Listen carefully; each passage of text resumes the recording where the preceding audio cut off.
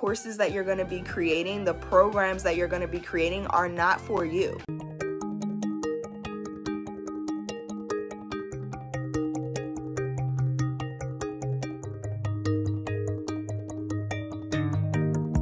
Hey guys, it's Dr. Sonia here with Jump First. I've helped hundreds of creative entrepreneurs and business owners to take back their free time, generate additional revenue, and celebrate while living that work from anywhere lifestyle through creating online courses and digital education. So I'm super excited that you guys are here. Say it with me. Done is better than perfect. Master one thing at a time. Practice makes better. And this has to work. Right? Let's get it. Hello. What is going on? Awesome party peeps. It's Dr. Sonia here with Jump First. Happy Monday to you. I'm excited per usual. Let's jump straight into today's topic. So we're talking about how to appeal to your audience so they find you, okay? You don't have to go seeking and searching people out and scouring the internet and begging for attention and all that extra stuff. What's going on, IG? I see you on as well. Happy New Year to you. I'm excited to see all of y'all in the building. Okay, so let's get into it. If you're watching this on the Jump First Academy YouTube channel, don't forget to hit that subscribe button, like button, bell notification, so you know when more episodes like this drop and we can hang out live, okay? Now, I want to talk about this because for a long time, especially when I first got started, I was trying to find my audience instead of attracting them to me. And so this is one of the strategies that I teach inside of my higher level programs about how to really start to attract the right audience. Now, you'll hear a lot of the gurus online talking about which words you should use, big words versus smaller words, and people's educational background, all of those things. Well, yes, that is an important factor. Here's what I want to, or how I want to appeal to you on today. It's no longer about hoping that the right audience will find you. Now, here's a question that I received when I first got started, and I think it'll put it into perspective for a lot of folks who are creating new products and services, especially at the start of 2025. And so one of the questions that one of my clients asked me early on was, if I start waiting for the right audience to come, or if I start attracting the audience first and I start building out a program for them, then am I truly staying true to me in creating a product or service that I want to create? Or is it going to be all about my audience? And I want you to take a step back for a second and think of it like this. Flip the perspective for one moment. What you are creating is something that is going to help somebody else solve a problem that you have already solved for yourself. So the products and services that you are creating, the courses that you're going to be creating, the programs that you're going to be creating are not for you. Okay? Like, creating something for you for a problem that you have already solved, it really is based a lot around ego, okay? And I have to say that, I say that with love, but I just need you to zoom out for a second and see that is what you're creating. Ask yourself this, is what I'm creating ego-based, okay? From the standpoint of, look at me, this is something I've been able to do, or is it from a standpoint of love and service and really helping somebody else to move forward? When you take that approach, it's less about, look at me, here's what I've been able to do, and more about, okay, here's how I went through this process. Here are some of the mistakes that I made. I don't want you to make them. So here is the fastest way to the solution that you are looking for, okay? So taking that approach is really what courses, mentorship, and coaching programs are really about. So with that in mind, you don't necessarily have to wait, okay, or seek out the audience that you're looking for. You just need to use the history, the language around the history that your perspective audience already uses. So let me explain that for a second. So you need to understand the historical context, the lens through which your audience views their problem, but also the lens through which they are viewing the solution. Okay, so that means it's not about big words versus small words. It's really about understanding who it is that you are looking to come into your programs. Who are you looking for? Who is this program going to be designed for? So for instance, I'll give you a practical example. A lot of my experience is around being a university professor, right? Being a corporate dropout, somebody who didn't fit into, I felt like, the corporate world 9 to 5, somebody who was feeling burnt out, somebody who was feeling like I have all these gifts and talents that I want to utilize so that I can serve people at a higher level, but I don't feel like they're appreciated in my current space, right? So again, understanding this historical context, understanding who I really want to serve with my products and services will allow me to speak the language of the people that I want to come into my programs. That's really what it's about. So big words versus small words, I'm not so much concerned about that as I am understanding the historical context of the people that I want to serve, the language of the people that I want to serve. Okay. So even if you do want to use your big fancy words, like I just couldn't imagine you being a high performer, high achiever. I know that that is you because that's who I tend to attract into this community, which by the way, if you're watching this and you haven't already subscribed, hit the subscribe button, like button, bell notification so you know when more episodes like this drop,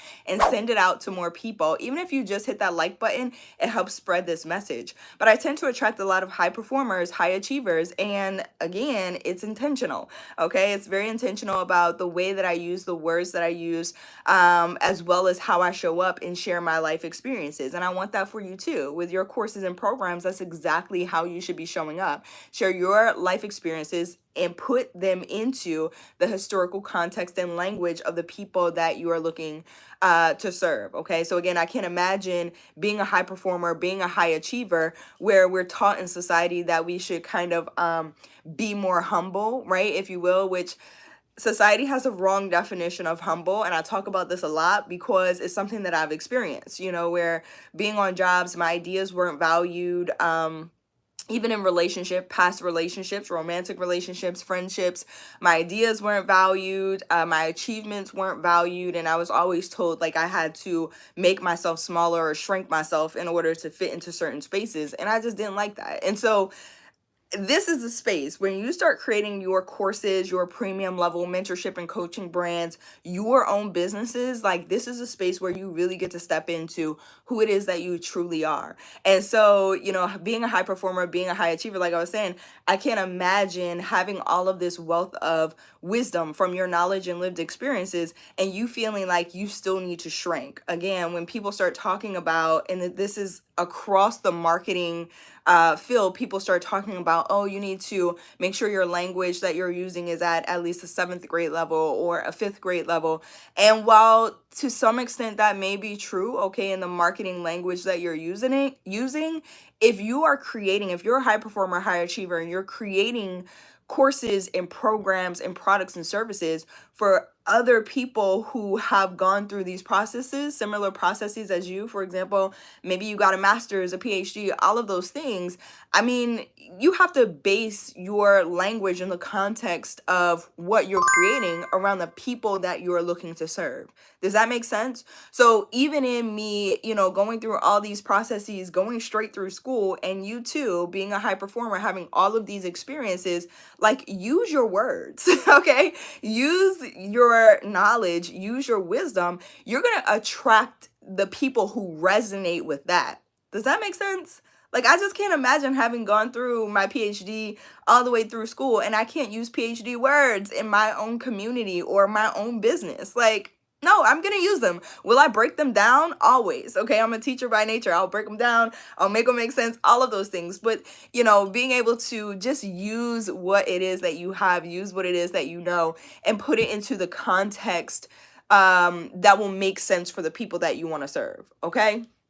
I need to place that here because, again, I've been told for too long, and I know that if you're watching this, it's likely that you have too, that we need to shrink, and you don't need to do that, especially when it comes to your premium level courses and programs. Now, you got to break down concepts. You have to be able to teach, okay, not just give advice. There's a separation that happens between giving advice to, you know, the people that you want to serve and teaching the concepts to the people that you want to serve. You need a framework in order to teach. And so that brings me, of course, to the shameless plug. You can go get my framework. It's called the Teach It Method, all right, at jumpfirstacademy.org. It'll show you how to start packaging your ideas, the advice that you've been giving into these modules or lessons that will start to attract the right audience audience that you're looking to serve. So if you've ever been interested in creating a course or taking the advice that you've been giving for free and turning it into and packaging it into something that you can charge for as well as reach more people with, jumpfirstacademy.org is where you want to go to get started. There's a free training over there. It'll take you about 30 minutes to get through it. There are resources, free resources as well as paid resources, okay, that are going to truly help you move forward, because I am not a fan of just giving advice or giving knowledge and not helping you act on it, okay? I really believe that wisdom is applied knowledge. So you have to apply what it is that you're learning so that you can continue to get the results that you're looking for. So again, jumpfirstacademy.org is where you want to go for the free training. There are resources, and then if you are interested, you can jump into some of the paid resources from there that will help you continue to build out your programs and move your ideas forward. The other thing that I want to mention is I am teaching a live class this Thursday. It's going to go into more advanced strategies about how to get your courses done, and we're talking premium level. So how do you price between $4,000 and $10,000 to start? This might be a foreign concept for some people. If it is not for you, I'm absolutely okay with that. But if it is for you and you've been thinking about it, but you're not sure how exactly you could do it, then register for the free training. To keep the integrity of the free live training, it is application only. Okay, again, because it's free, but I want to make sure that the people coming into that training are really getting what it is that they need. And if that's not the right resource for you, then once you go ahead and fill out the application at jumpfirstacademy.org/VIP, if it's not the right training, then we'll go ahead and set you up with other resources that we have that will help move you forward depending on where you're starting from, okay? So I want to make sure that I am helping as many people as possible get their ideas out into this world. We've been hearing a lot about courses for a while. We've been hearing, or we'll start to hear more about premium level courses. But if you want to get ahead of the curve, then now is the time for you to jump in, okay? This is not just a trend. This is something that's going to continue beyond our years here, okay? It's just going to continue to evolve. So again, free training at jumpfirstacademy.org. That'll show you what courses are about, and you can decide whether or not they're the right next move for you. If you're interested in the advanced training because you know courses are something you really want to do, but you need some help with the premium version of the idea that you have in your head, then go to jumpfirstacademy.org/VIP and I'll help you get started from there, okay? I hope this is extremely helpful and insightful in moving your ideas forward. I hope that you take my advice and go ahead and grab another training. I linked them down below for you as well to make it easy so that you can move things forward. Again, to wrap this all up, the context is what's important, and it's not necessarily your context, it's the context of your audience, okay? What is the historical context that you need to be taking into consideration and passing the concepts that you're teaching through? All right, again, the framework is at jumpfirstacademy.org to make it make sense. I love y'all so much. I will catch y'all back here tomorrow. Have an amazing, amazing Monday. It's snowing here, so it should be fun. All right, I'll catch y'all later. Bye, y'all.